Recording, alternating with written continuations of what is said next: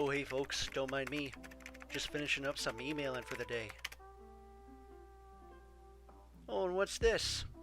Some fan art from my buddy Steve. Let's take a look.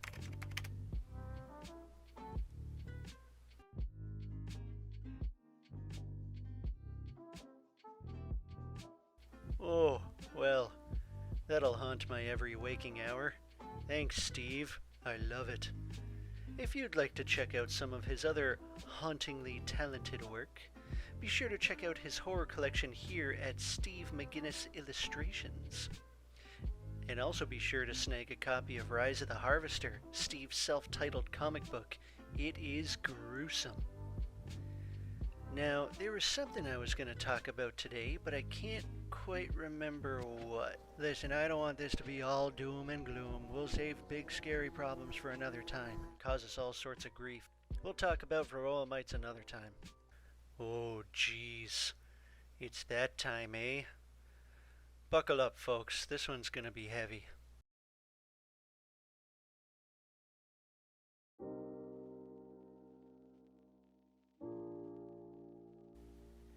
Here's my first question. Why does something so heinous have to have such a badass name? Like, take me for example, right? I fly around, I got a stinger, I help out humanity, and I've been saddled with the title of Honeybee. Doesn't really inspire fear in the hearts of your enemies, does it? This little pest right here, though, lucked out with the name Varroa Destructor. Badass, eh?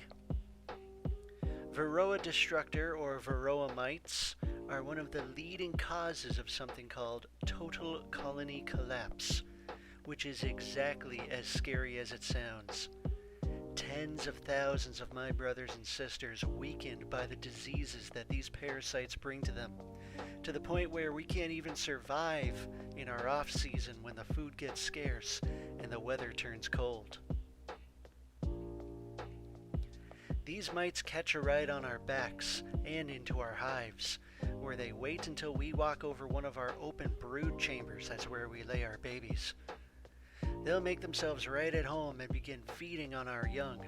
This doesn't kill the pupa, but it does make the poor little girl start her life off in a very weakened state and just full of disease. The main issue here is that the varroa mite is very, very new to our ecosystem, only about 30 years old. Not nearly enough time for us bees to develop a surefire way of protecting ourselves against them. But that's where you come in.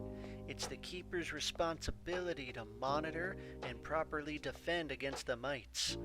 Basically, you keep the bloodsuckers off our back and we'll keep the honey in your tummy. If left untreated, entire brood chambers can be overrun with these quickly multiplying pests in as short of a time as a season. And if left to do their own thing, a colony could die off and collapse in a year or two. It's rough. Worst part is they spread like wildfire. Sometimes we'll visit other hives and sadly bring our hitchhiking friends along with us. Or a fully developed mama mite will wait in a flower for another bee to come up pollinating and infect her hive as well. So what can we do? Well, there's a number of treatments that have been shown to be effective against the mites, but more often than not, if a brood cluster has been completely infected, it has to be chucked in a freezer to kill off the mites. Our young won't survive this process either, but it's a far better fate than the entire colony being killed off. Proper monitoring is paramount to the defense against these mites. That's why beekeepers take their time and really have a good look at their bee frames. Can you spot the mite in this picture? How about if we're all moving around at the same time? Kinda tough, eh?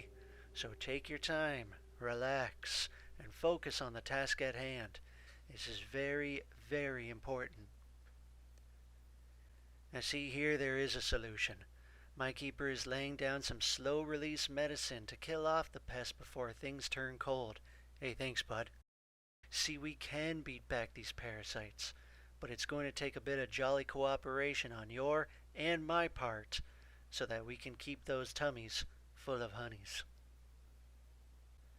This is a tough one, folks. Can't really sugarcoat it, but we'll get there. To end on some good news, though, our little hive is really starting to take off.